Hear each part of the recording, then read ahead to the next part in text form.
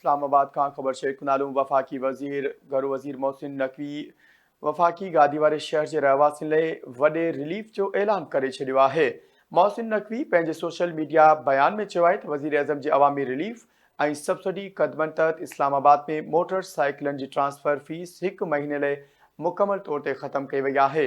हीउ क़दम आम माण्हू ख़ासि तौर ते विचोले ऐं घटि आमदनी वारनि तबिके खे माली सहारो ॾियण लाइ खंयो वियो आहे।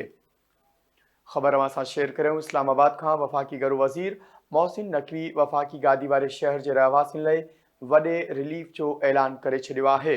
मोहसिन नक़वी पंहिंजे सोशल मीडिया बयान में चयो आहे त वज़ीर आज़म जे अवामी रिलीफ ऐं सब्सिडी क़दमनि तहत इस्लामाबाद में मोटर साइकिलनि जी ट्रांसफ़र फ़ीस 1 महीने लाइ मुकमल तौर ते ख़त्म कई वई आहे। हीउ क़दम आम माण्हू ख़ासि तौर ते विचोले ऐं घटि आमदनी वारनि तबिके खे माली सहारो ॾियण लाइ खंयो वियो आहे।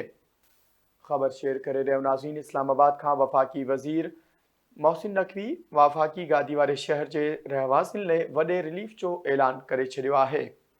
मोहसिन नक़वी पंहिंजे सोशल मीडिया बयान में चयो त वज़ीर आज़म जे अवामी रिलीफ ऐं सब्सिडी क़दमनि तहत इस्लामाबाद में मोटर साइकिलनि जी ट्रांसफ़र फ़ीस 1 महीने लाइ मुकमल तौर ते ख़त्म कई वई आहे। ख़ासि तौर ते विचोले ऐं घटि आमदनी वारनि तबिकनि खे माली सहारो ॾियण लाइ खंयो वियो आहे। घरू वज़ीर पारां इहो चयो वियो आहे। इस्लामाबाद खां ख़बर शेयर करियूं। वफ़ाक़ी वज़ीर मोहसिन नक़वी वफ़ाक़ी गादी वारे शहर जे रहवासियुनि लाइ वॾे रिलीफ जो ऐलान करे छॾियो आहे।